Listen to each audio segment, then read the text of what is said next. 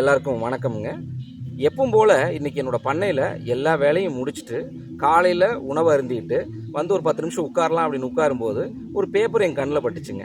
So அந்த பேப்பரில் நீண்ட காலம் விளையக்கூடிய பயிர் ரகங்கள், நெற்பயிர்கள் அப்படின்னு சொல்லிட்டு, நெற்பயிர் அப்படின்னு சொல்லிட்டு ஒரு தலைப்பில் கீழே சில ஆர்டிக்கிளில் சில விஷயங்கள் எழுதியிருந்தாங்க.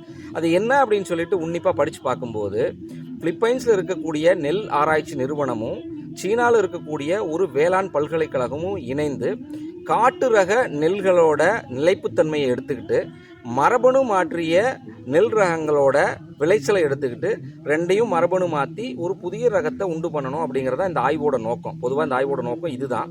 ஸோ அந்த ஆய்வில் என்ன அவங்களுக்கு கிடைக்க வருது அப்படின்னு பார்த்தீங்கன்னா, ஒரு முறை பயிர் செய்தால் தொடர்ந்து ஒரு 5 ஆண்டு காலம் நீங்கள் அதிலிருந்து அவுட்புட் எடுக்கலாம், திரும்ப வந்து பயிர் பண்ண வேண்டாம் அப்படிங்கிற மாதிரி தான் அந்த ஆய்வு வந்து நிலைப்பாட சொல்லுது. ஆய்வோட இறுதி கட்டத்தில் இப்படி தான் சொல்கிறாங்க. ஸோ அப்போது இதனால் அவங்க என்ன சொல்ல வர்றாங்க அப்படின்னா, அதிக மகசூல் தொடர்ந்து ஒரு 5 வருட காலம் கிடைக்கும். அதாவது இந்த மாதிரி நீண்ட காலம் 5 ஆண்டு காலம் விளையக்கூடிய பெரினியல் பேடி நீங்கள் பண்ணும்போது, பெரினியல் பேடி அப்படின்னா பல ஆண்டு காலம் விளையக்கூடிய நெற்கதிர்கள், நெற்பயிர்கள் அப்படின்னு சொல்கிறாங்க. ஸோ இந்த மாதிரி பயிர்களை நம்ம பயிர் பண்ணும்போது உங்களுக்கு ஒரு 5 ஆண்டுக்கு தேவையான அந்த செலவினங்களை குறைக்குது. அப்போ விவசாயியோட ஒரு இரட்டிப்பு லாபம் கிடைக்குது. அவருக்கு தேவையில்லாத ஈடுபொருட்கள் செலவு தேவையில்லை. ஒரு தடவை ஒரு பயிர் பண்ணிட்டார் அப்படின்னா அதை அறுத்து விட்டால் திரும்ப 5 ஆண்டு காலம் திரும்ப அதே மாதிரி நம்ம எடுத்துக்கிட்டே இருக்கலாம் அப்படிங்கிற மாதிரி தான் இந்த ஆய்வு சொல்ல வருது. ஸோ இதனால் விவசாயிகளுக்கு என்ன லாபம் அப்படின்னு பார்த்தீங்கன்னா, ஒரு முறை நடவு செய்தால் போதும். அப்போ திரும்ப நீங்கள் நடவு பண்ண வேண்டாம், திரும்ப நாற்றாங்கால் ஓட்ட வேண்டாம், திரும்ப நாற்று எடுக்க வேண்டாம், திரும்ப வந்து வரப்பு கட்ட வேண்டாம். இந்த மாதிரி விஷயங்கள்லாம் பண்ணாமல் இருந்தீங்க அப்படின்னாலே உங்களுக்கு செலவு கம்மியாயிருது அப்படின்னு சொல்லிட்டு அந்த ஆய்வில் சொல்ல வர்றாங்க.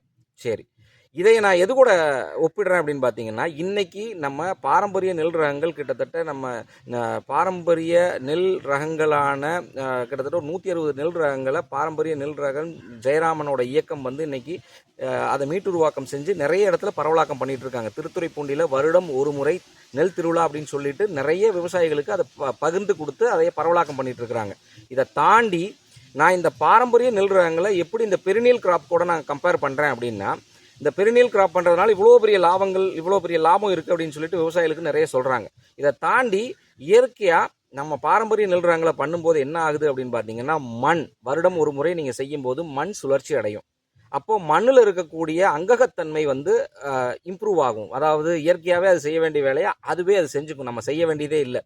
ஸோ அதை தாண்டி வேர்கள் எல்லா பக்கம் படர்ந்து இருக்கிறதுனால என்ன ஆகுது பார்த்தீங்கன்னா, மண் அரிப்பை தடுக்கக்கூடிய ஒரு சூழல் வந்து உருவாக்கும். அதே மாதிரி பல்லுயிர் பெருக்கம் அதிகமாக வரும். வருடம் ஒரு முறை நீங்கள் தொடர்ந்து செஞ்சுட்டே வரும்போது பல்லுயிர் பெருக்கம் அதிகமாக இருக்கும் அப்படின்லாம் சொல்கிறாங்க. அப்போது பாரம்பரிய நெல் ரகங்களை நம்ம பண்ணும்போது இவ்வளோ பெரிய பெனிஃபிட்ஸ் இருக்குது, ரைட்? இதெல்லாம் தாண்டி நமக்கு செலவு அப்படின்னு சொல்லும்போது செலவு அப்படின்றாங்க.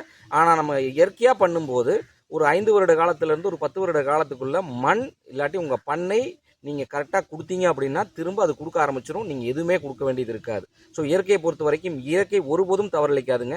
நம்ம என்ன பண்ணுறோமோ அதை நமக்கு திருப்பியே கொடுக்கக்கூடிய தன்மை தான் இயற்கை கிட்ட இருக்குது. ஸோ அப்படிங்கிறப்போ நான் இதை ரெண்டையும் இப்போ கம்பேர் பண்ணுறேன். அதாவது traditional paddy versus perennial paddy அப்படின்னு நம்ம சொல்கிறாங்க. பொதுவாக பெரினியல் பேடி அப்படிங்கிறது அதாவது பலாண்டு காலம் வாழக்கூடிய நெற்கதிர்கள் அப்படின்னாலே நம்ம வசதிக்காக படைக்கப்பட்டது தான். அதே மாதிரி பாரம்பரிய நெல் ரகங்கள் அப்படின்னா நம்ம இயற்கையோடு சேர்ந்த வாழ்க்கை முறை. வசதி வேணுமா வாழ்க்கை வேணுமா அப்படிங்கிறத நம்ம தான் முடிவு பண்ணிக்கணும். ஸோ இதை தாண்டி நான் என்ன சொல்ல வர்றேன் அப்படின்னா, நம்மளோட பாரம்பரிய நெல் ரகங்கள் வெர்சஸ் இந்த பெரினியல் கிராப் அப்படின்னா, ஸோ இதில் எது அவசியம் அப்படிங்கிறத நீங்கள் தான் முடிவு பண்ணிக்கணும், ரைட்? அதே மாதிரி இதில் எது நல்லது அப்படிங்கிறத நீங்கள் எனக்கு கமெண்ட்டில் சொல்லுங்கள். நானும் உங்களோட சேர்ந்து நிறைய கற்றுக்கணும்னு ஆசைப்பட்றேன். மேலும் இந்த வீடியோ பிடிச்சிருந்தது அப்படின்னா உங்களோட விவசாய நண்பர்களுக்கும் பாரம்பரிய நெல் ரகங்களை செஞ்சிட்ருக்கிற உங்களோட சக விவசாய தோழர்களுக்கும் இதை அனுப்பிச்சி விட்டு அவங்ககிட்டையும் கமெண்ட்ஸை வாங்குங்க. அவங்களோட சேர்ந்து நாமளும் கற்றுக்கிட்டு இயற்கை விவசாயத்தை அடுத்த கட்டத்துக்கு நகர்த்தி கொண்டு வருவோம் அப்படின்னு சொல்லிட்டு உங்களிடமிருந்து விடைபெறுவது நான் ராஜேஷ்குமார், பருக்கை இயற்கை அங்காடி.